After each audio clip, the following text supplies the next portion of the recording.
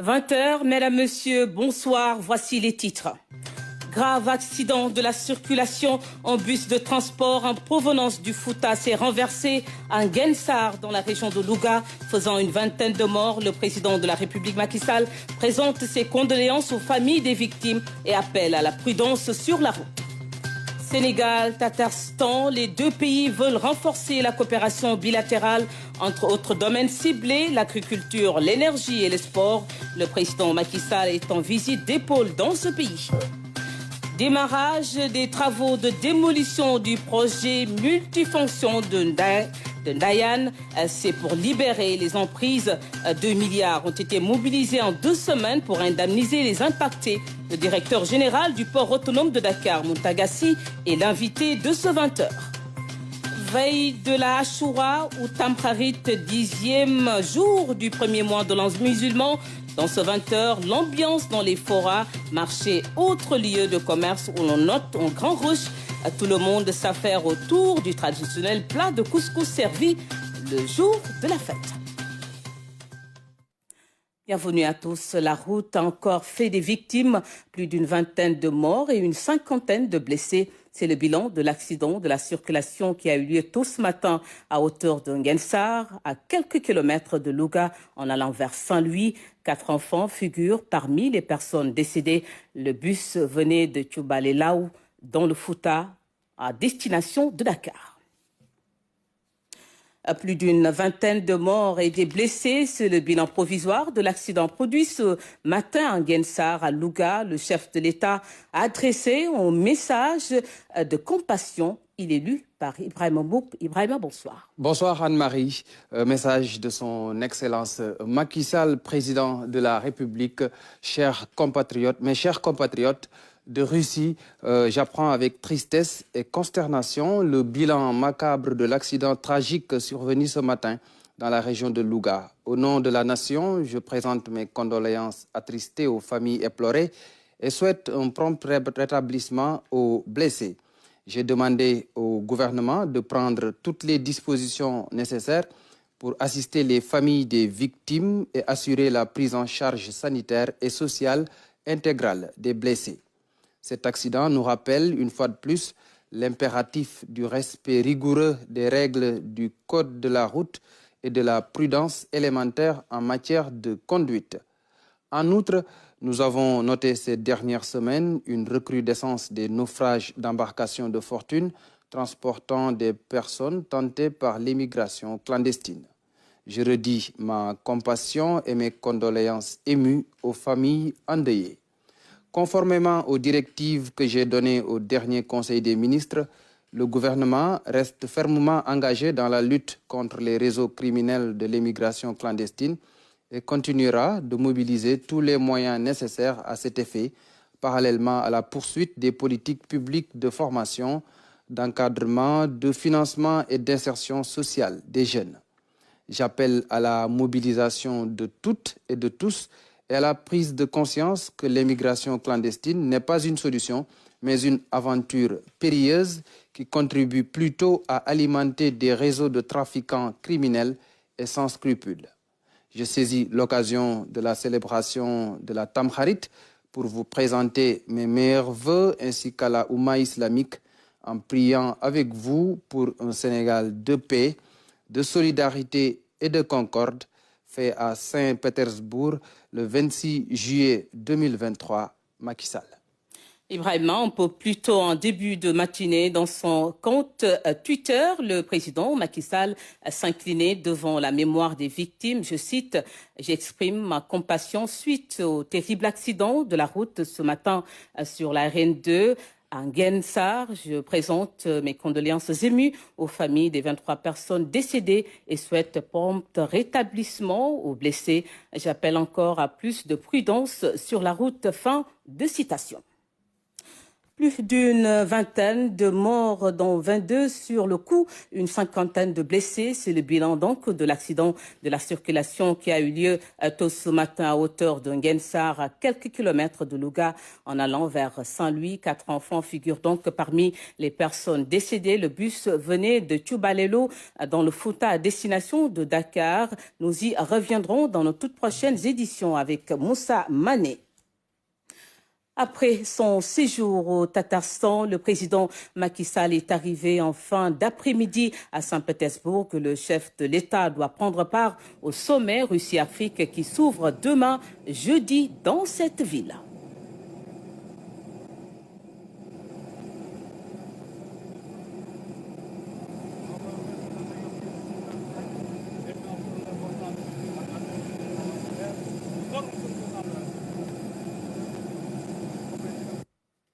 Je vous l'annonçais en début de journal, le Sénégal et le Tatarstan souhaitent renforcer leurs relations d'amitié et de coopération en visite d'épaule hier dans ce pays. Le président Macky Sall s'est entretenu avec son homologue.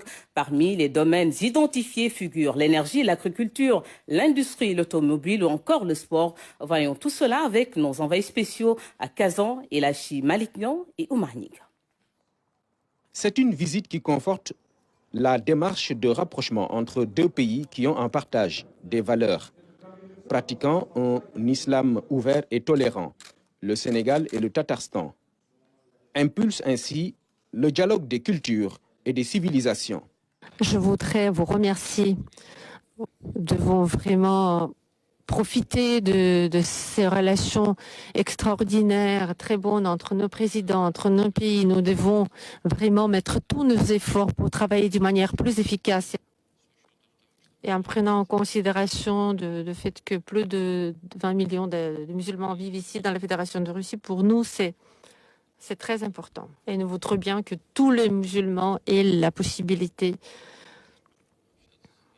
de communiquer avec les gens de leur religion, de respecter toutes les normes qui existent. Je voudrais, Monsieur le Président, vous remercier pour votre aimable invitation ainsi que l'accueil très chaleureux qui nous a été réservé, ma délégation et moi-même. Et comme vous, je souhaite renforcer les relations d'amitié, de coopération entre le Sénégal et le Tatarstan. Et bien sûr, le fait que vous soyez un pays à majorité musulmane donne un cachet particulier à ma visite, parce que je dirige un pays à 93%, 95% de musulmans, mais qui vit une cohabitation harmonieuse avec le christianisme chez nous, et donc une harmonie aussi avec les ethnies. Et cette concorde nationale fait d'ailleurs le secret de la stabilité du Sénégal depuis très longtemps. Le président Macky Sall et son homologue Rustam Minikhanov peuvent donc s'appuyer sur des fondements pour jeter les bases d'une coopération bilatérale dynamique. Au Tatarstan, le potentiel est énorme. Il touche des domaines aussi importants que l'agriculture, le pétrole, la pétrochimie ou encore l'industrie automobile. Nous avons pu voir les travaux de grande ampleur qui se font à Dakar, au Sénégal, sous votre direction. Et on voit beaucoup de changements très, très positifs. Et bien sûr, c'est un très grand travail de votre gouvernement. Nous sommes vraiment très contents de voir, d'être témoins de tous ces succès et nous souhaitons beaucoup de prospérité à votre pays. Considérons que les perspectives sont très importantes pour la coopération avec votre pays dans le domaine de la construction mécanique, de la pétrochimie, de l'agriculture, et vous venez de voir le centre des technologies numériques. Là, on voudrait bien de coopérer aussi dans ce domaine-là. J'en profite pour rappeler que nous avons en instance depuis plus d'1 an un projet d'accord cadre de coopération économique, commerciale, sociale et culturelle. Nous attendons un peu la partie Tatarstan sur le projet d'accord qui a été déjà amendé, et on pourrait le finaliser. Cela nous permettrait de bâtir ce cadre de coopération et donc d'avancer sur les différents projets. Je me réjouis par ailleurs de l'intérêt manifesté par Kamaz Group pour installer au Sénégal une usine de montage de camions pour servir le marché sénégalais, mais aussi le marché ouest-africain. Vous savez, nous avons un marché unique africain. Donc, si les camions sont montés, ils peuvent rentrer sur l'ensemble du continent, d'ailleurs, parce que c'est une zone de libre-échange continental. Donc, je pense qu'il y a de l'intérêt à pouvoir rapprocher des marchés utilisateurs le montage de ces camions. Le sport est aussi un autre domaine à explorer au regard des infrastructures de qualité qui existent dans ce pays. Mais je voudrais attirer votre attention au domaine qui est très important pour nous, c'est le domaine humanitaire, humaine. Ce sont les questions de culture, de tourisme, de sport. Et je crois que tous ces domaines, ils doivent servir de priorité également pour la coopération. Monsieur le Président, dans le domaine du sport, suite à la visite du président du comité olympique sénégalais, vous aviez accepté, en tout cas, d'appuyer le Sénégal dans l'organisation des Jeux olympiques de la jeunesse qui auront lieu en 2026. Alors, l'échéance approche et nous sommes en plein préparatif. On est en train de mettre à niveau les infrastructures sportives. Je souhaite que nous puissions voir comment matérialiser ce soutien avec le séjour d'athlètes dans certains domaines pour pouvoir quand même organiser, mais aussi gagner quand même quelques médailles. Et dans certains domaines, même comme la lutte, les sports nautiques, sur le football, bon, nous pourrons nous entraîner au Sénégal, mais sur les autres sports, je pense que nous aurons besoin de votre soutien. Si la République du Tatarstan a su mettre en valeur tout ce savoir-faire, c'est parce que les autorités ont misé sur le numérique. Le parc de technologie numérique visité par le président Macky Sall révèle la place primordiale des métiers du futur, de la nanotechnologie ou encore de l'intelligence artificielle. Le Sénégal a ainsi une piste dans la perspective de coopération. Le président Macky Sall et son homologue tatar balisent ainsi la voie pour un partenariat dynamique entre le Sénégal et la République du Tatarstan. La République du Tatarstan, justement, est dotée d'infrastructures sportives de dernière génération. Le président Macky Sall a visité l'hippodrome national, le stade de football ainsi que la piscine olympique. Avec ses complexes modernes, le Sénégal peut compter sur ce pays pour les préparatifs des JOJ 2026. Nous retrouvons nos envoyés spéciaux Elachi Maliknian et Oumar Niga. L'hippodrome international de Kazan, lieu emblématique de l'histoire des Tatars. En faisant visiter les lieux à son hôte, le président Macky Sall, le président Rustam Minikhanov met en relief un pan de l'histoire de ce pays. Résumé dans ce musée, ces relations remontent aux ancêtres, des nomades qui utilisaient le cheval comme moyen de transport dans leurs batailles et autres conquêtes de territoire. C'est tout cela qui est immortalisé ici à travers ce complexe de 6500 places visité par le président Macky Sall. En compagnie de son homologue, le chef de l'État découvre une race très robuste et bien entretenue. Des chevaux qui bénéficient de commodités dignes d'une véritable écurie. Ici sont également formés des cavaliers qui s'entraînent chaque jour pour répondre aux attentes.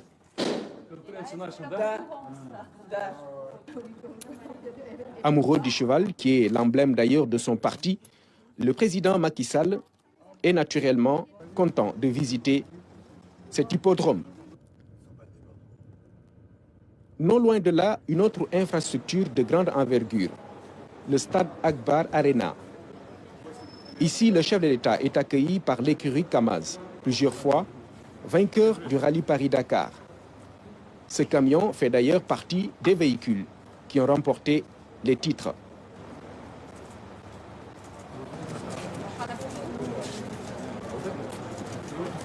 Construit en 2013 à l'occasion des Jeux universitaires, le complexe est symbolique de la politique sportive de la Fédération de Russie. Le stade de 42 000 places a été un des points chauds du Mondial 2018, ayant accueilli des matchs comme ceux du Brésil.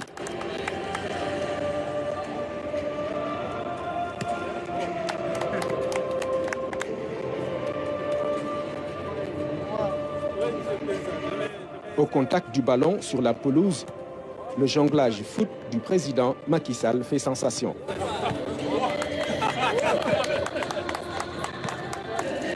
Une séance réussie qui lui vaut le satisfecit de l'équipe Fagnon, qui se réjouit de cette visite en lui offrant le maillot local.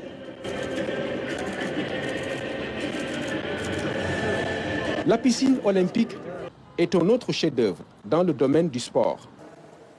Elle a également été construite à l'occasion des Jeux universitaires de 2013.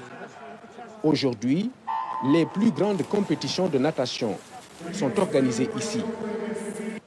La discipline fait donc la fierté de la République du Tatarstan, notamment ses athlètes qui sont heureux d'accueillir le président Macky Sall venu visiter cette piscine. Il faut dire que le CNOS, dans le cadre des JOJ de 2026, a déjà signé un protocole d'accord avec la ville de Kazan.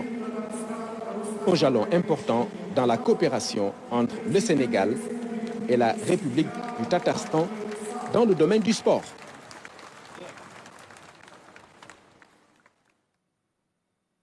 La Russie, justement, nous retrouvons Ibrahima. Donc, bonsoir Ibrahima. Nous sommes à la veille de l'ouverture du 2e sommet Russie-Afrique. Alors, quelle est la situation sur place, mais surtout les enjeux de ce sommet, Ibrahima?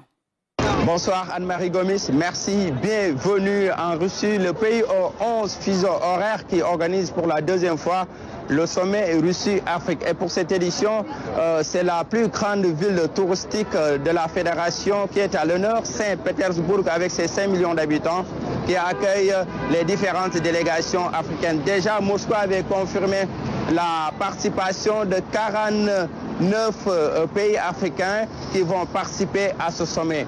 Vous le savez, c'est un sommet qui se tient dans un contexte particulier marqué par l'opération militaire en Russie, comme on le dit ici, mais aussi par la suspension, en tout cas, de l'accord sur les céréales, une situation qui risque de causer beaucoup de conséquences au continent africain.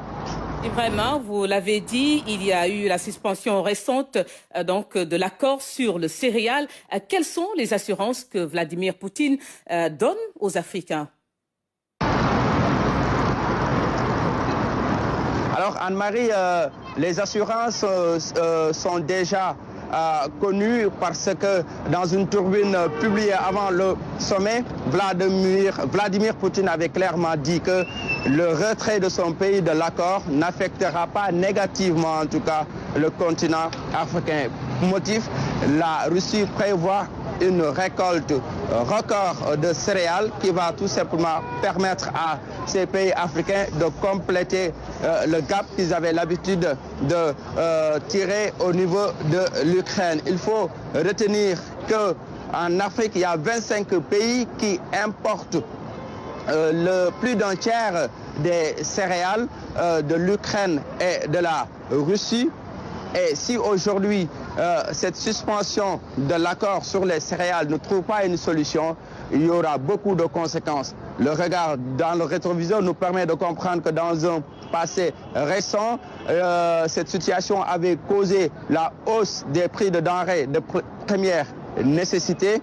Conséquence, l'Afrique avait lancé une initiative qui avait trouvé une issue heureuse. Des fruits qui avaient permis à l'époque de trouver une solution par rapport à cette situation. Et aujourd'hui, l'Afrique a besoin de parler d'une seule voix, une seule voix pour tout simplement essayer d'avoir une solution par rapport à cette situation relative notamment à la suspension de l'accord sur les céréales. Et déjà, le président de la Commission de l'Union africaine, Moussa Mahamad, avait déjà manifesté sa profonde déception par rapport à la suspension de l'accord sur les céréales et a tout simplement appelé les deux parties à se retrouver autour de l'essentiel pour sauver ce qui peut l'être. Et rappelez que le premier sommet s'était tenu en 2019, en octobre, dans la station balnéaire de Sochi, l'occasion pour la Russie de montrer que c'est le retour de la grande fédération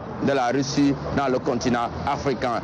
Aujourd'hui, la situation qui prévaut nécessite des solutions durables, c'est-à-dire la suspension, en tout cas, de l'accord sur les céréales, que les pays africains voudront en tout cas d'une manière collégiale essayer de trouver une solution par rapport à cette situation. Voilà donc Ibrahim, donc en direct de la Russie qui accueille demain le deuxième sommet Russie-Afrique.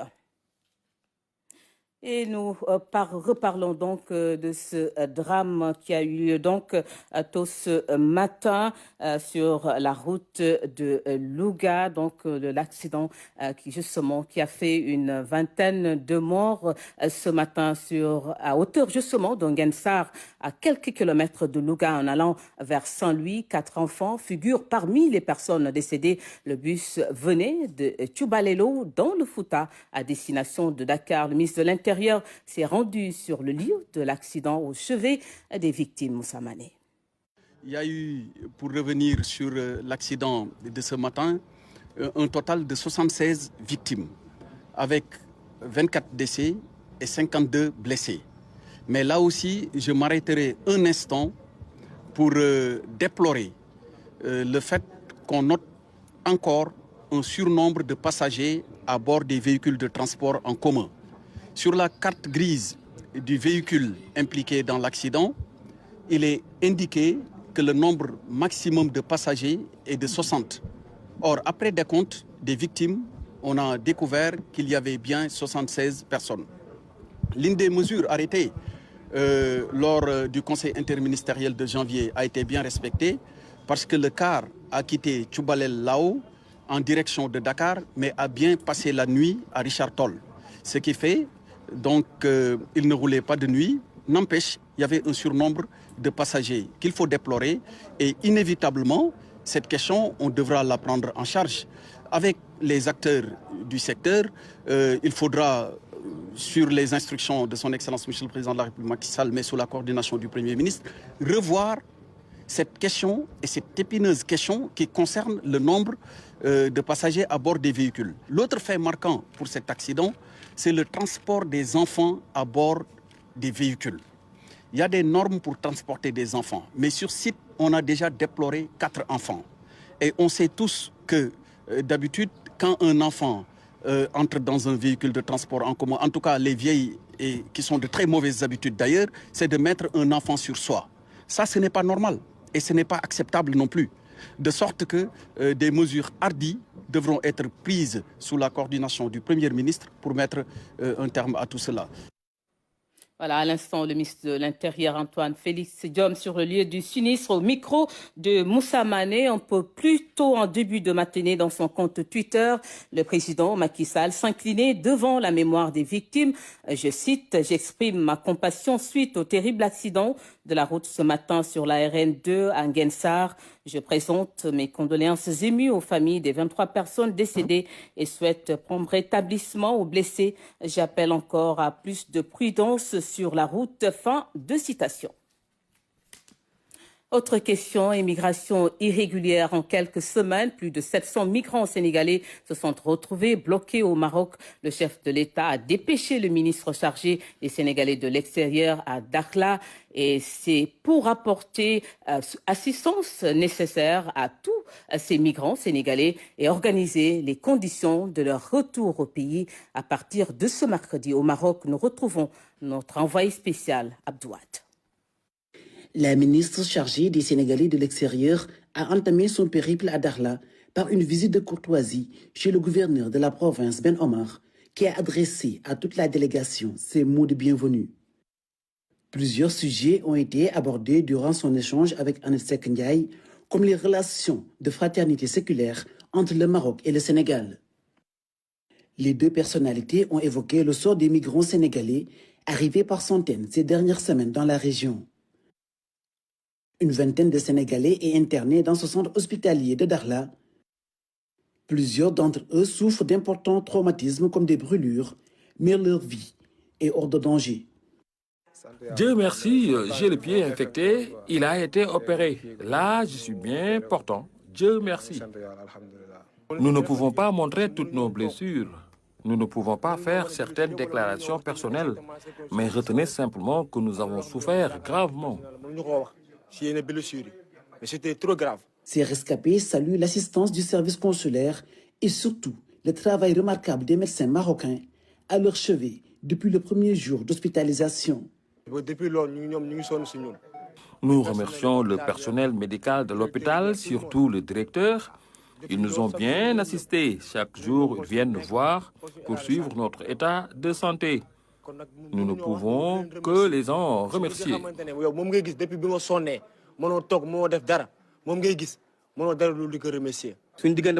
Nos relations avec le personnel médical sont excellentes. Nous vous demandons de leur transmettre nos remerciements. Hier seulement, une femme médecin a pleuré ici à chaudes larmes quand elle a su que nous allons rentrer bientôt. Nous rendons grâce à Dieu que nous puissions venir aujourd'hui dans un pays qui est un pays frère, connu, parce que les relations entre le Sénégal et le Maroc ne sont plus à décrire. Ce sont des relations séculaires. La communauté sénégalaise établie à Dakhla, à Casa et dans les autres villes se trouve comme chez elle, tout comme la communauté marocaine au Sénégal. Je voudrais encore une fois exprimer toute ma gratitude en tant que ministre chargé des Sénégalais de l'extérieur. Le président de la République nous a demandé de venir voir nos compatriotes et d'organiser évidemment leur retour. La ministre est accompagnée du médecin du SAMU national qui doit évaluer la possibilité de rapatrier ces blessés en toute sécurité par avion militaire dès ce mercredi. Chez nous, les travaux de démolition dans le cadre du projet multifonction de Ndayane ont démarré ce mercredi. Il s'agit de la première phase de libération définitive des emprises permettant un bon début d'exécution du projet. Le budget d'indemnisation totale du projet s'élève à 15 milliards de francs CFA et en 2 semaines, l'État du Sénégal a mobilisé et payé au moins 2 milliards de francs CFA aux impactés. Les précisions d'Amadou Diallo. Des bulldozers, des bennes pelleteuses, des engins de toutes sortes. Le directeur général du port autonome de Dakar n'a pas lésiné sur les moyens pour lancer l'ultime étape devant conduire au démarrage effectif du projet du port multifonction de Ndayane. L'opération de ce jour est menée avec la minutie requise. La semaine dernière seulement, un navire Grimaldi a déposé au port de Dakar au terminal 2 85 engins spécialisés dans la démolition sécurisée des façades maritimes et de projets portuaires. Si bien sûr que Ndayane tient son agenda, le président Macky Sall va livrer bientôt son ambition de hub portuaire et maritime.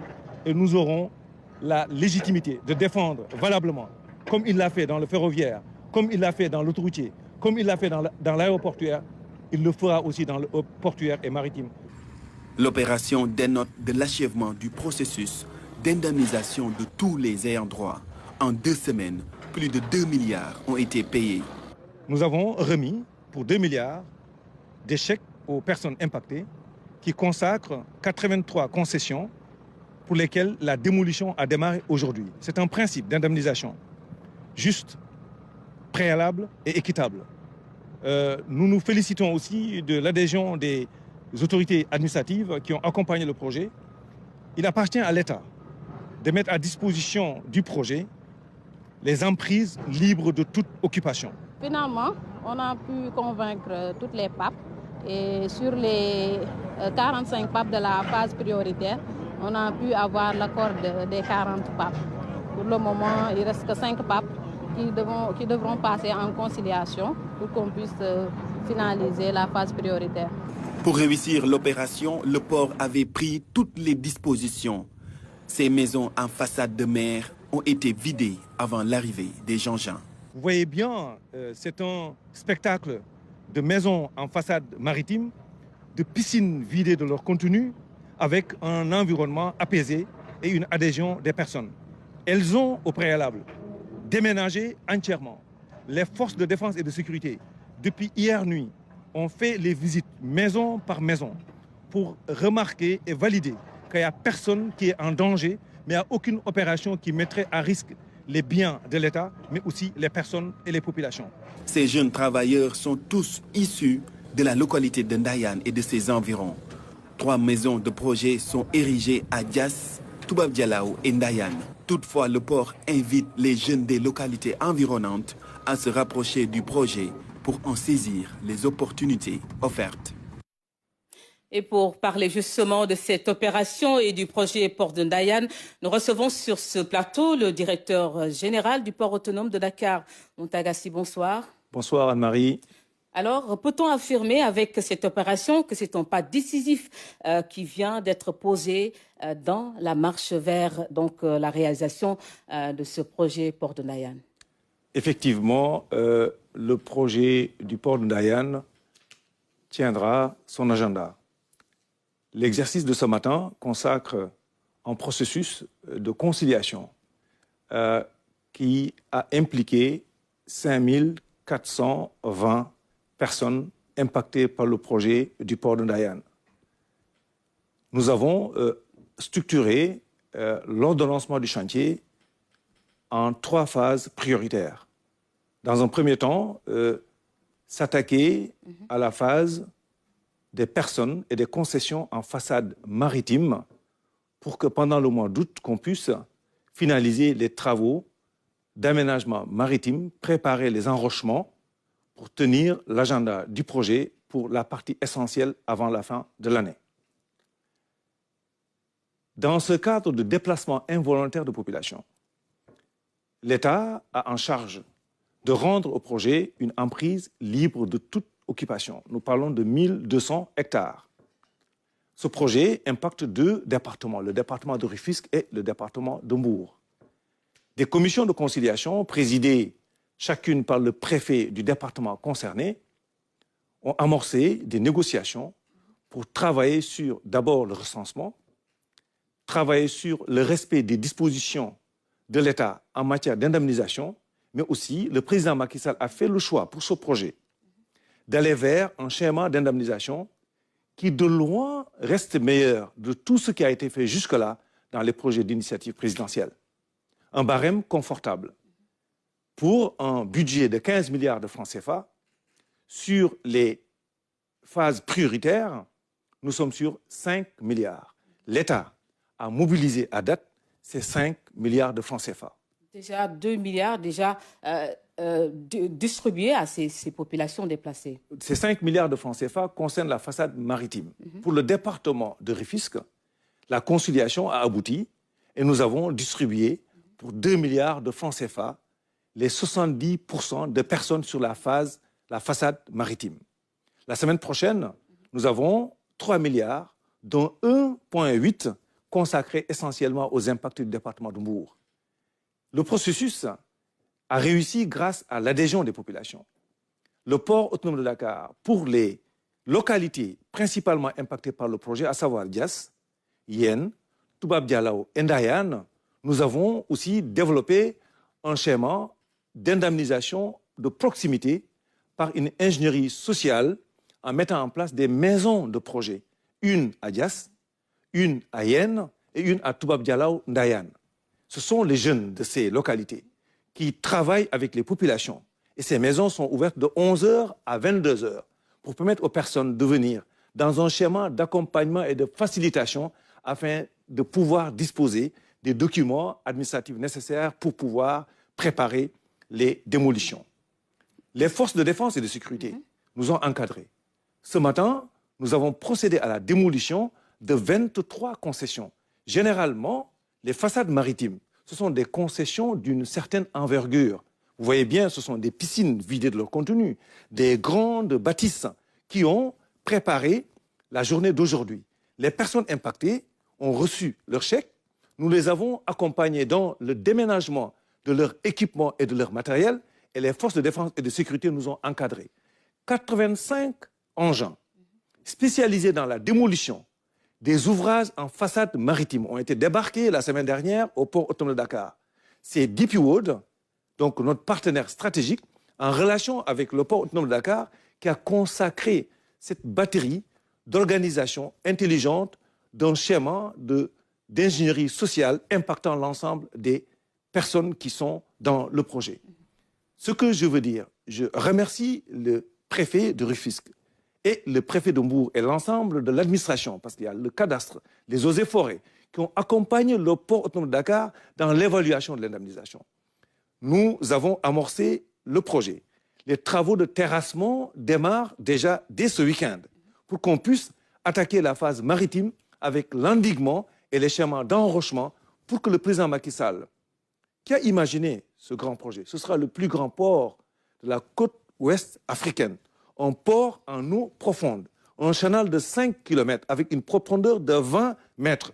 Nous aurons bientôt un quai de 3 km de linéaire avec une profondeur de moins 18 et qui permettra l'accostage des plus grands navires au monde, projet imaginé par le président Macky Sall, conçu par le président Macky Sall, stabilisé financièrement et juridiquement par le président Macky Sall, et la phase d'exécution a démarré maintenant. Voilà ce qui consacre la livraison du projet. Le chantier tient son agenda et depuis le 1er avril 2024, sur un délai de 48 mois, ce projet sera livré le 1er avril 2027. Monsieur Sy, qui parle de libération, parle forcément de déplacement, ce qui n'est pas toujours facile. Comment vous avez procédé justement pour mener cette opération? Vous savez, d'abord, il y a l'intérêt de la pédagogie à expliquer donc, aux populations l'intérêt d'un tel projet. Aucune personne impliquée dans le projet, nulle part dans les localités impactées, les gens refusent l'intérêt du projet. La reconnaissance d'un tel projet dans le tissu économique du Sénégal a été consacrée. Nous avons déroulé aussi un recensement, comme je l'ai dit, inclusif, avec une communication de proximité sur les barèmes d'indemnisation, les textes de loi qui encadrent ce processus par des experts, notamment les préfets et les commissions de conciliation. Le président Macky Sall, d'une part, le barème d'indemnisation, comme je l'ai indiqué tout à l'heure, dans le cas de déplacement involontaire de population, consacre un tarif qui tient largement la comparaison de tout ce qui se fait de mieux en la matière au Sénégal, d'une part. Le président nous a aussi indiqué des schémas d'accompagnement social au-delà de la partie indemnisation, avec aussi des projets initiés pour pouvoir former les jeunes de ces localités-là et de les impliquer dans les travaux du chantier. Nous sommes à peu près sur 25 000 emplois en phase d'exécution du projet avec une priorité à accorder aux jeunes de ces terroirs-là. Et vous voulez dire par là que l'espace social est pacifié? L'espace social est pacifié, c'est ce qu'on a constaté ce matin avec une implication des responsables locaux, une implication des jeunes des localités, mais aussi une préparation avec minutie et rigueur des personnes qui ont été impactées par le projet, qui ont pu déménager et assister et participer à l'opération de ce matin, une opération d'envergure, avec des engins adaptés et une expertise appropriée. Toute la nuit d'hier, les forces de défense et de sécurité ont visité, maison par maison, les 23 concessions pour vérifier que les conditions sécuritaires sont remplies et c'est pourquoi on a démarré le chantier ce matin. Nous continuerons dans la semaine et les terrassements et l'endiguement démarreront en tout début du mois d'août. Monsieur Sy Ndayane, c'est un port en eau profonde qui va voir le jour. Pouvez-vous nous parler concrètement, plus amplement de ce projet? Le projet du port de Ndayane, comme je l'ai indiqué dans nos différents développements, c'est la Rolls-Royce des ports. En matière de port, nous sommes donc un port en eau profonde. C'est le seul port de la côte ouest africaine qui revendique un tirant d'eau de moins 20 mètres et un channel de 5 km. Un navire à conteneurs qui accoste aujourd'hui à Dakar avec un tirant d'eau de moins 13 mètres transporte en moyenne 7 000 à 10 000 conteneurs. Un navire qui viendrait sur le port de Ndayane, tirant d'eau moins 20 mètres au niveau du canal, les quais à moins 18 mètres, peut transporter jusqu'à 40 000 conteneurs. Un seul navire sur Ndayane représente à peu près 5 à 6 navires sur le port de Dakar. C'est la consécration définitive d'une compétitivité portuaire et qui consacre le hub portuaire et maritime, comme l'a bien indiqué le président Macky Sall dans sa vision. Vous avez parlé tantôt de l'implication des jeunes, notamment de la population de Ndayane.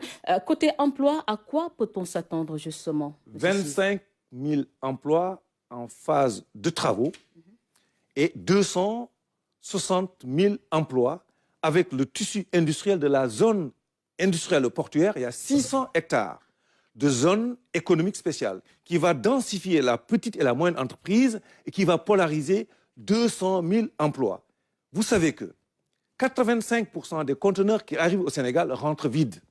Donc nous allons développer de la petite et la moyenne entreprise pour charger et inverser le volume du trafic retour. Ça, c'est un.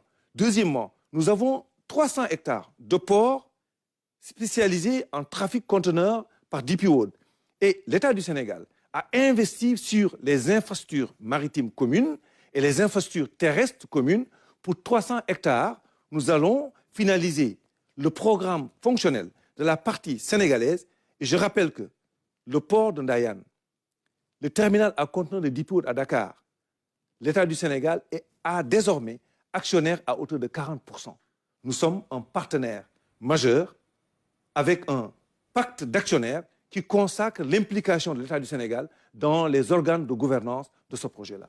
Le chef de l'État a fait ce qu'il fallait faire de son côté en effectuant la pose de la première pierre en janvier 2022. Aujourd'hui, vous avez la responsabilité justement de réaliser ce projet historique. Absolument. Les lots techniques sont attribués. Le véhicule contractuel entre l'État du Sénégal et DP World est stabilisé. La mobilisation des ressources financières pour réaliser le projet d'une part, pour indemniser les personnes impactées, ce schéma est aujourd'hui stabilisé, ce que nous sommes en train d'exécuter. L'État a mobilisé 5 milliards. Je ne parle que de l'indemnisation des personnes impactées par le projet dans un cadre de déplacement involontaire de population. Le projet, c'est le plus grand projet de l'histoire du Sénégal indépendant en matière d'investissement privé. Nous parlons de 800 millions de dollars sur ce projet-là. Voilà ce que consacre le président Macky Sall, un investissement privé en PPP avec un investisseur de référence. Un nouveau challenge pour vous? Absolument, c'est de nouveaux défis, un nouveau challenge avec une équipe compétente au niveau du port autonome de Dakar, un espace apaisé avec aussi une implication, comme d'habitude, du préfet de Rufisque et du préfet de Mbour qui ont déjà consacré des indemnisations et des réalisations de grands projets autoroutiers, des projets portuaires, des projets de zone économique spéciale, des projets de centrales électriques. Donc l'expertise est là, l'engagement est là, les ressources financières sont là, le véhicule contract est stabilisé et le projet tient bien son agenda. On parle de port multifonction. Cela veut dire quoi exactement? Port multifonction, sur le terminal à conteneurs de Dakar, nous sommes essentiellement sur un trafic conteneur. Port multifonction, dans ce port, on peut faire aussi des cargaisons conventionnelles. On peut faire du trafic conteneur, on peut faire du trafic roulier, on peut faire d'autres activités et des zones économiques spéciales intégrées. C'est ça un port multifonction qui offre différents segments d'activités portuaires mieux et plus qu'un simple terminal à conteneurs. Voilà, donc quel va être justement son positionnement par rapport au dispositif déjà existant? Vous savez que le président Macky Sall a déjà consacré le 22 février 2023 le décret 2023 du 22 février 2023, numéro 353, consacrant la mise sous tutelle de l'ensemble des ports du Sénégal sous la responsabilité du port autonome de Dakar. Donc nous avons deux paliers. Les ports principaux, c'est le port de Dakar, le port de Bargny-Sendou et le port de Ndayane. Après, nous avons les ports secondaires, le port de Ziguinchor, le port de Kaolack et le port de Saint-Louis. Chacun des ports secondaires va polariser les opportunités économiques de ces terroirs. Ziguinchor, avec donc toute l'activité Acajou, la polarisation de la façade maritime, le port de Kaolack, qui va polariser l'activité du sel, l'agriculture et le port de Saint-Louis qui va s'ouvrir vers la façade maritime pour servir aussi l'activité pétrolière et gazière. C'est ça qui consacre sur la région de Dakar 3 ports principaux. Le port autonome de Dakar qui polarise l'activité des cargaisons conventionnelles principalement, le port de pêche et le port de Dakar va aussi polariser un changement de vocation. Le port de Bargny-Sendou, c'est principalement de l'hydrocarbure et du pétrolier et du vraquier minéralier. Et le port de Ndayan, principalement du trafic conteneur avec aussi des activités en multifonction. Nous allons polariser avec donc le schéma des ports secs. Le président Macky Sall, avec le ministère des Infrastructures et des Transports terrestres, vient de lancer la connexion ferroviaire avec les chemins de fer du Sénégal, de Dakar, Thiès à Tambacounda. Le président a lancé la vision d'un port sec à Tambacounda pour avoir le premier point économique de rupture de charge vers les zones minières et vers le Mali. C'est ça la vision du président Macky Sall qui va se consacrer le plus grand, le plus compétitif et le plus viable et soutenable dans le temps d'un hub portuaire et maritime. Voilà ce qui a démarré ce matin. Diane tiendra bien son agenda. Nous ne sommes pas les seuls dans la sous-région. Il y a Abidjan, Lomé. Abidjan, Lomé ne tire pas plus profond que le port de Ndayan. Abidjan, Lomé densifient leur économie. Ce que nous allons faire pour rattraper, c'est la zone économique, industrielle et portuaire. Le port autonome de Dakar déjà, avec les succès associés à la décongestion maritime et à la congestion terrestre, nous avons remarqué depuis janvier 83 navires qui ont changé leur route maritime. Au lieu d'aller à Abidjan, au lieu d'aller au Ghana et d'aller donc à Lomé, ont décidé de venir à Dakar, décharger ici, par voie terrestre, atteindre Abidjan plus vite qu'en partant atteindre Bamako, plus vite qu'en partant d'Abidjan. Nous sommes en train de travailler sur l'Interland. Ce n'est pas le schéma des autres pays. Le Sénégal est parti avec une conception solide, rigoureuse, d'un hub portuaire et maritime, comme le président l'a fait dans le ferroviaire, comme il l'a fait dans l'aéroportuaire, comme il l'a fait dans le routier. Il le réussira et les bases sont véritablement jetées pour le portuaire et le maritime. Montagassi, merci. Je rappelle que vous êtes le directeur général du port autonome de Dakar, venu nous parler un peu du démarrage des activités de démolition du projet Port de Ndayan. Merci. Merci. Après 2 années de mise en œuvre du système de régulation, le récépissé d'entrepôt connaît un succès manifeste chez les utilisateurs. L'outil qui a fini de s'imposer comme un levier de promotion et de performance pour les producteurs bénéficie donc de la confiance justement des bailleurs. Ce sont là les assurances données par le directeur de l'organe de régulation du système de récépissé d'entrepôt. Idriss Junior Diallo est l'invité du magazine Le Poids. On a eu des financements avec les partenaires bancaires de plus de 5 milliards 600 millions de francs CFA en 2 années d'activité. C'est extrêmement important. Ça veut dire quoi? Ça veut dire que le récépissé a été adopté par les populations, a été adopté par les industriels, mais surtout par les producteurs agricoles qui, habituellement, très loin des capitales, des capitales régionales, départementales, avaient cette difficulté, malgré leur stock de produits agricoles, à accéder au financement. Aujourd'hui, cela est fait. Donc c'est aussi en même temps plus de 121 magasins à travers le pays qui ont été visités, qui ont été mis aux normes, parce que pour faire le financement par récépissé d'entrepôt, il faut que vous ayez l'infrastructure de stockage. Et cette infrastructure, ces magasins qui étaient habituellement laissés en rade dans les départements, dans les communes, ou qui avaient été même abandonnés pour certains, ont été visités, beaucoup ont été mis aux normes. Donc c'est 121 qui ont été mis aux normes et qui permettent aujourd'hui de conserver du mil, du maïs, qui conserver de l'arachide, de l'anacarde, du riz, de la pomme de terre, ainsi de suite. Donc ces 121 magasins, c'est aussi extrêmement important. Il faut aussi compter ce qu'on appelle cette animation économique, cette éducation financière dans les différentes régions avec ces producteurs agricoles. Donc c'est aujourd'hui plus de 5000 personnes qui ont effectivement bénéficié des différentes formations en 2 années d'activité, et ce, dans toutes les régions du Sénégal. Nous avons essayé aussi de comptabiliser, par exemple, en termes d'emploi, les emplois qui ont été créés ça et là. Nous sommes autour de 814 emplois, dont 604 femmes. Et c'est extrêmement important pour nous, ce niveau de résultat en 2 années d'activité, tout en comptant la mise en place, comme je vous l'avais dit tantôt, parce que nous n'avons pas eu de répit en fait. Dès le lancement de l'activité, il fallait en même temps travailler pour les missions habituelles, mais en même temps, parallèlement, mettre en place la structure. Voilà le point sur le récépissé d'entrepôt à suivre après ce journal avec Driss Junior Diallo, DG de l'organe de régulation du système de récépissé d'entrepôt. Ashura ou Tamkharit marque le 10e jour de l'année musulmane ou Muharram. C'est un jour de prière, de jeûne et de fastin afin de promouvoir le partage et la solidarité. En ce jour, le musulman doit plus que jamais renforcer sa dévotion et éviter les interdits. Écoutons à ce propos Imam Mohamedou Chérif Diop au micro de Ndaï Koumbanyaï. Le prophète alayhi salam, quand il est venu à Médine, il a commencé à jeûner le jour de Ashura.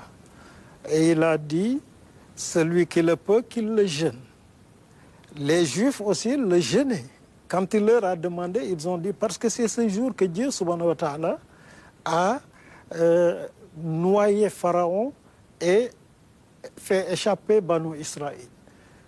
De la même façon, l'histoire islamique relate que tous les grands faits historiques des prophètes, leur jour de victoire sur la mécréance, c'était le jour de Ashura. C'est ainsi pour le prophète Noé. C'est le jour de Ashura que Dieu a fait le déluge. Pour le prophète Ibrahim, c'est le jour de Ashura qu'il est sorti du feu. Le prophète Lot, le prophète Shoaïb, le prophète Youssouf, etc. L'ensemble des prophètes, on a rapporté que c'est ce jour, en ce jour-là, que Dieu, subhanahu wa ta'ala, a fait briller la lumière de la foi, qui a dominé de façon définitive l'obscurité de la mécréance. Et de ce fait, le musulman doit compter ce jour d'Ashura parmi ce que le Coran appelle Ayyamullah, les jours d'Allah subhanahu wa ta'ala. Ce sont des jours qui renforcent la foi. Ce sont des jours qui permettent aux musulmans de se rapprocher d'Allah subhanahu wa ta'ala. Ce sont des jours où le musulman qui vient de passer une année fait le bilan et tire les conclusions. Il doit se dire, qu'est-ce que j'ai fait de bien pour renforcer? Qu'est-ce que j'ai fait de mal? Demander pardon à Dieu subhanahu wa ta'ala et prendre la décision de ne plus revenir sur cela. En cette veille de Tamkharit, les vendeuses de couscous sont débordées. Vous allez le voir, tout un processus pour préparer le couscous, élément essentiel, voire incontournable dans la préparation du dîner de Ashura. Thiès, Ndat et sa famille sont affairés pour honorer les commandes Ramatadem. Cela fait 25 ans que Ndat Gay est dans la vente de couscous. Le travail est pénible. Elle doit commencer tôt sa journée pour avoir un couscous de qualité apprécié par ses clientes.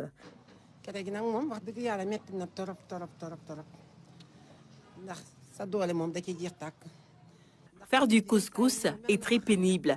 Il faut beaucoup d'énergie. Des fois, rien que pour avoir un mil propre, il faut laver et rincer plusieurs fois. Tout le monde dit que j'ai un couscous de qualité, mais il m'arrive même de tomber malade.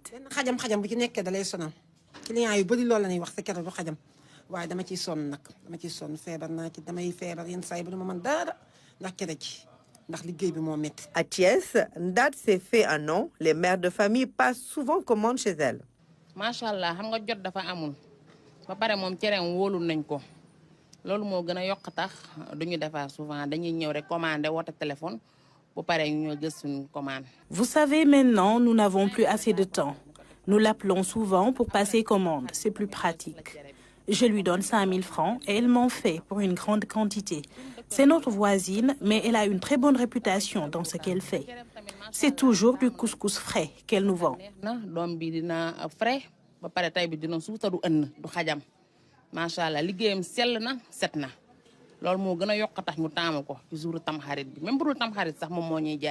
Et pour avoir ce résultat, il faut être très minutieuse dans les différentes étapes de lavage du mil, car c'est la clé du succès. Depuis 8 heures, J'ai commencé depuis 8 heures, mais jusqu'à midi, je n'ai pas encore fini de laver le mil. Il faut préparer le mil pour ensuite aller à la machine pour avoir la farine de mil. Faire du couscous demande beaucoup de temps et de patience. Et avec les prix du mil qui grimpent, Ndat n'a pas l'impression d'y gagner grand-chose. Les prix du mil sont trop élevés. Là, le kilogramme est à 600 francs CFA. Avec tout le travail que tu fais et toute l'énergie dépensée, tu te demandes si ça en vaut la peine. Heureusement qu'en cette période de Tamkharit, toute la famille se mobilise autour de Ndat pour l'aider à honorer ses commandes.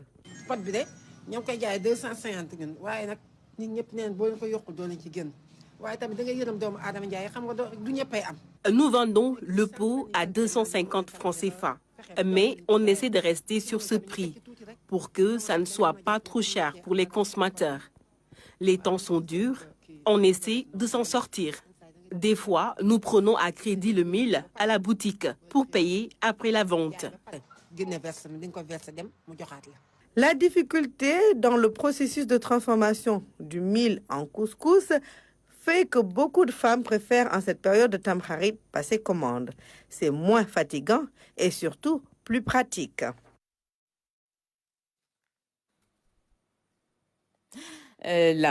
La particularité justement de cette fête, le repas de couscous servi le soir, la préparation nécessite beaucoup d'éléments comme la viande. Du coup, c'est le rush dans les marchés, autres lieux de commerce. Au Fora de Diamaguène Sicambao, le prix d'un tas de viande appelé tonton varie entre 15 000 et 20 000 francs CFA, un prix jugé élevé par les clients. L'ambiance au Fora de Diamaguène Sicambao avec Mamadou Sakine. 120 000, 25 sam. À première vue, l'on se croirait être en face d'une bergère.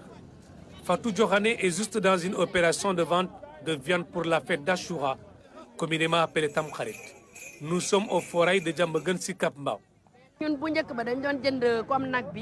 Avant, on achetait le bœuf à 350 000 francs. Ensuite, on pouvait le revendre à 10 000 ou à 15 000 francs CFA par tas. Mais actuellement, les prix ont vraiment augmenté. On nous vend le bœuf à 350 000 francs. On a juste un bénéfice de 20 000 ou de 30 000 francs. Elle est à la recherche de 25 clients en raison de 20 000 francs CFA par personne. Les clients rencontrés trouvent les prix exorbitants. 120 000. Donc, vous entendez, elle demande 20 000 francs par tas de viande. Imaginez 43 à 45 personnes, avec chacun 20 000 francs CFA le tas. Cela veut dire qu'on ne peut pas avoir la quantité souhaitée, alors que le prix est cher.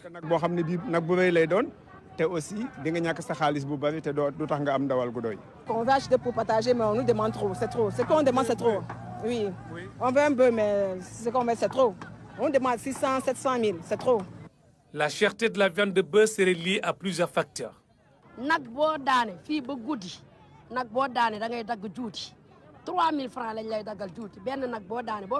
À chaque fois que nous abattons un bœuf, nous devons payer une taxe de 3 000 francs CFA. En plus, nous payons 15 000 à la personne qui fait le dépeçage. Sans parler de la bassine d'eau qui coûte 500 francs. Au-delà de ces activités, c'est toute une économie qui tourne autour de l'achat de bœufs ici au forail de Diamaguène. Les petits vendeurs profitent aussi de l'événement. Pendant ce temps, des véhicules sont chargés pour la livraison des commandes sous l'œil des forces de défense et de sécurité. Tamkharit rime également avec solidarité. Le traditionnel tonton vit encore à Thiès. Vous allez le voir, de bonne volonté offre des bœufs pour que toutes les familles puissent avoir de la viande pour préparer le dîner de Tamkharit. Nous retrouvons Ramatadem. Opération Tonton en cours. En cette veille de Ashura ou Tamkharit, chacun vient prendre sa part du bœuf pour fêter en famille. C'est une couche vulnérable, vraiment, ils n'ont pas de moyens. Il y a des gens qui n'ont pas les moyens et ils souhaitent fêter la Tamkharit en famille. Et ce n'est pas évident qu'en ce jour de fête, certains n'aient pas la chance de se réunir autour d'un bon plat de couscous. Le tonton est une bonne chose, car il règle le problème dans de nombreuses familles. Le tonton traduit en actes cet esprit de solidarité, de famille et d'union qui tourne autour de la fête de la Tamkharit.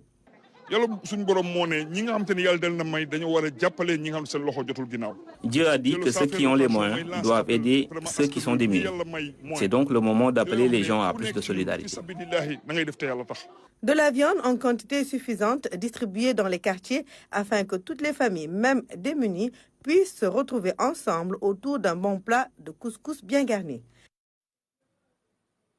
À Matam, c'est le rush chez les meuniers, les vendeurs de légumes et aussi chez les vendeurs de viande. Les femmes s'affairent autour du délicieux plat de couscous à servir le soir de la fête dans l'ambiance de Tamkharit au marché de Matam. C'est un reportage d'Ibrahima Pabidjidjou. Au marché de Matam, l'ambiance renseigne à suffisance sur les préparatifs de la fête de Ashura. Chez les meuniers, c'est déjà le rush. Oui, ici le travail marche bien. Comme il est de coutume de préparer le couscous à cette fête d'Ashura, les clients viennent de partout. Nous travaillons du matin jusqu'à 21h aujourd'hui pour satisfaire nos clients. Notre seule difficulté reste les clients qui amènent leur mule qui est mouillée, car ça complique notre travail. Pour ce qui est des légumes, l'on note un faible approvisionnement, mais certaines femmes ont déjà pris les devants en se ravitaillant à l'avance. Il n'y a pas de légumes en ce moment, mais heureusement, j'ai pu m'en procurer pour satisfaire mes clients. J'ai ici des carottes, navets, de l'igname, entre autres, pour le couscous. Il n'y a même pas de légumes, on ne voit même pas de légumes. Des petites carottes et tout, mais ça va, c'est trop cher. Autre produit important pour cette fête, c'est la viande. Sur les points de vente, le produit, lui, est bien visible, mais pour certains consommateurs, le hic, c'est le coût. La cherté du prix de la viande s'explique.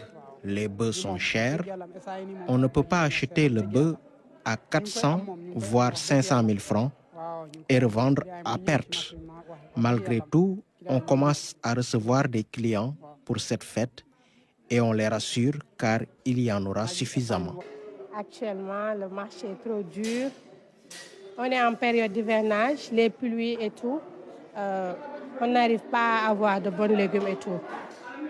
Surtout en période d'événement, ils augmentent leur prix. De ce fait, on n'achète que ce qu'on a avec les moyens. La fête de Tamkharit, c'est dans quelques heures. À Matam, tout comme dans les différentes localités du Fouta, l'heure est au dernier réglage pour pouvoir servir à sa famille et à ses proches parents ce couscous tant aimé. À l'actualité internationale au Niger, une tentative de coup d'État en cours depuis ce matin.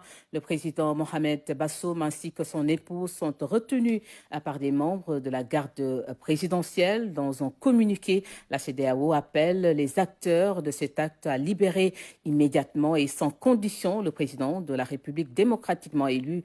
Les réactions internationales se multiplient et des pourparlers ont eu lieu ce mercredi entre les acteurs de cet acte dirigé par le général Abdourahmane Tchani, un officier issu de l'armée de terre. Coupe du monde féminine en Australie, Nouvelle-Zélande, l'Espagne s'est qualifiée en 8e de finale ce mercredi après son succès de 5-0 devant la Zambie. La Roja n'aura besoin que d'un nul face au Japon pour assurer sa première place. La Zambie est éliminée mais devra jouer un dernier match pour honorer demain. Vous pourrez suivre en direct le match Australie-Nigeria à 10h GMT sur la RTS, prise d'antenne à 9h30. Afro-Basket 2023 à Kigali, les Lions du Sénégal continuent leur préparation. Elles ont affronté un match amical, la RDC, match qui s'est joué à huis clos, mais qui s'est soldé par une victoire. Le score 71-53 pour les filles de Tafa Gueye. L'entraîneur des Lions revient sur ce match et les progrès effectués justement par les filles à 2 jours du début de la compétition. Moustapha Gueye est au micro de nos envoyés spéciaux Massir Refei et Elaji Tcherno-Dramé. Il y a des bonnes choses, des moins bonnes. On est tout le temps dans les correctifs, dans les ajustements. Ce qui est difficile, c'est que RDC est venu faire la zone pendant toute une mi-temps, ce qui Si tu n'as pas la réussite, c'est un peu problématique. Mais nous avons continué à travailler ensemble, à chercher les bonnes positions. Et quand on a commencé à mettre les paniers, on est parti au score. Donc un match de préparation, ça sert à ça, à faire rencontrer des difficultés, à essayer de les surmonter pour être meilleur. Dans le jeu d'ensemble, j'avoue que contre Mozambique, on a mal démarré. Mais on était mieux au deuxième, au troisième, au quatrième quart-temps. C'est au niveau des shoots qu'on s'est amélioré aujourd'hui.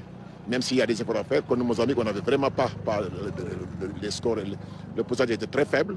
Mais au niveau de la combativité, au niveau de la volonté, je pense que les filles sont en train de montrer un bon visage, encore meilleur, au fil des matchs. Est-ce que vous pensez que les filles ont eu suffisamment de temps pour s'adapter au climat de Kigali?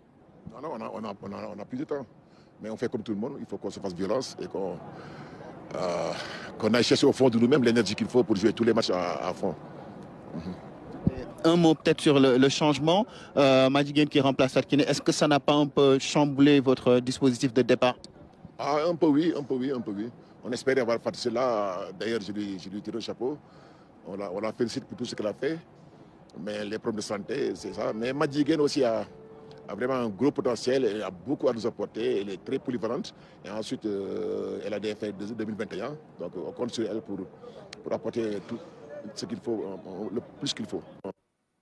Retour sur l'accident grave survenu ce matin. Plus d'une vingtaine de morts, dont 22 sur le coup, une cinquantaine de blessés. Le bilan donc de l'accident de la circulation qui a eu lieu tôt ce matin à hauteur d'un Guensar, à quelques kilomètres de Louga en allant vers Saint-Louis. 4 enfants figurent parmi les personnes décédées. Le bus venait de Tchouba-Lelaou dans le Fouta à destination de Dakar. Le ministre de l'Intérieur s'est rendu sur le lieu de l'accident. Nous l'écoutons au micro de Moussa Mané. Je voudrais d'abord commencer par présenter nos sincères condoléances au nom de son Excellence, Monsieur le Président de la République Macky Sall, au nom du Premier ministre et de l'ensemble des membres du gouvernement, dont d'ailleurs 2 de mes collègues ici présents m'ont accompagné sur instruction de son Excellence, Monsieur le Président de la République Macky Sall. Il faut dire que l'accident intervenu ce matin aux environs de 7h40 à hauteur du forage de Djelerlou-Sil est un accident tragique avec un lourd bilan. Nous avons déploré sur site déjà 22 décès. Ensuite, il y a eu 2 autres décès qui sont intervenus respectivement à l'hôpital de Louga et à celui de Saint-Louis. Cela repose avec acuité la question de la sécurité routière.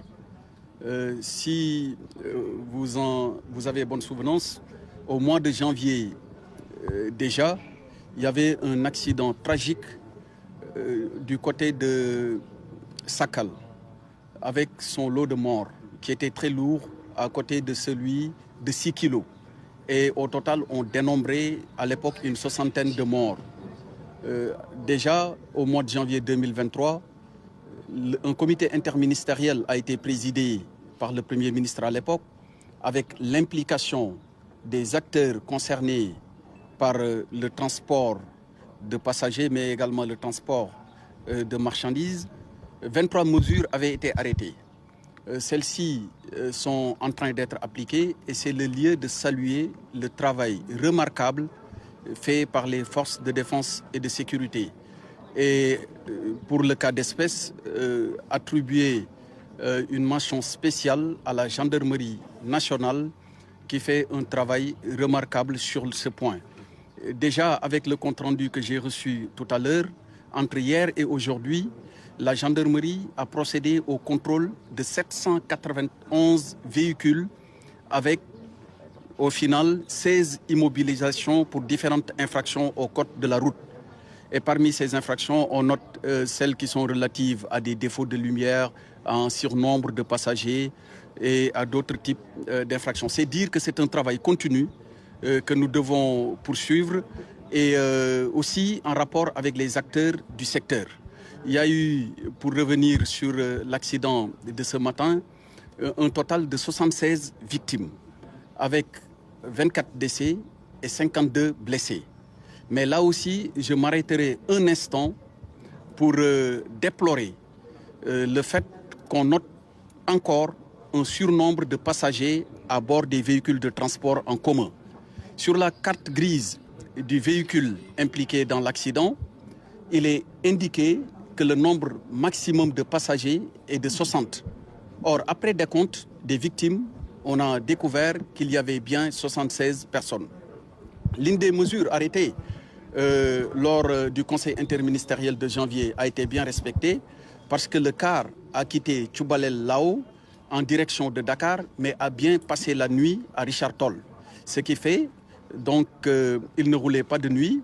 N'empêche, il y avait un surnombre de passagers qu'il faut déplorer et inévitablement, cette question, on devra la prendre en charge.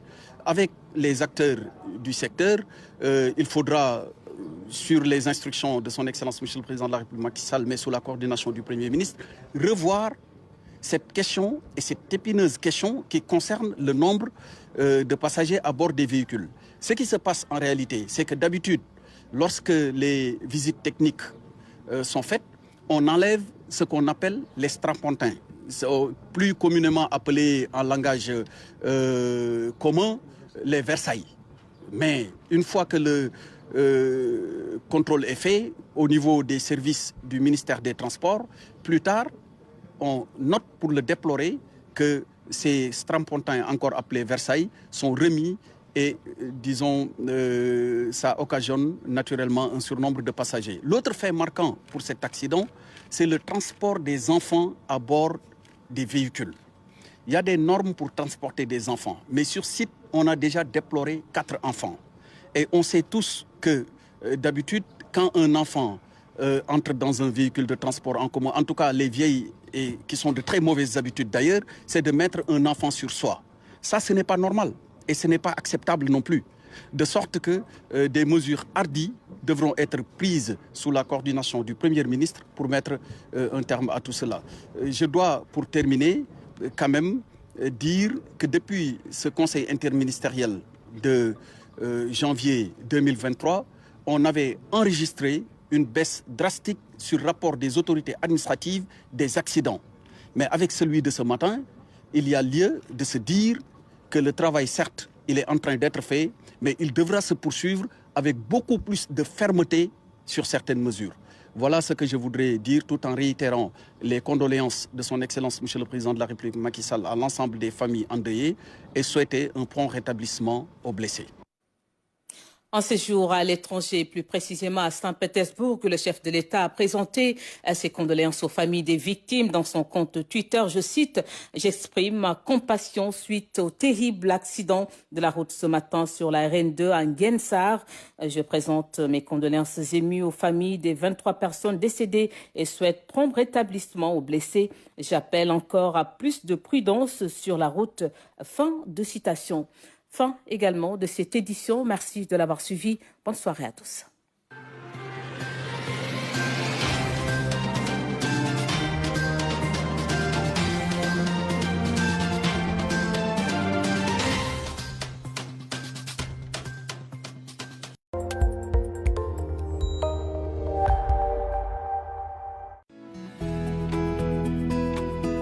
Le Waqf est un concept islamique qui est une aumône durable que le fidèle consent en faveur des personnes vulnérables qui peuvent être de différentes manières, soit de façon directe où il s'agit aux bénéficiaires d'en profiter directement, ou de façon indirecte où il s'agit d'un investissement qui vise à générer des revenus pour profiter aux personnes vulnérables.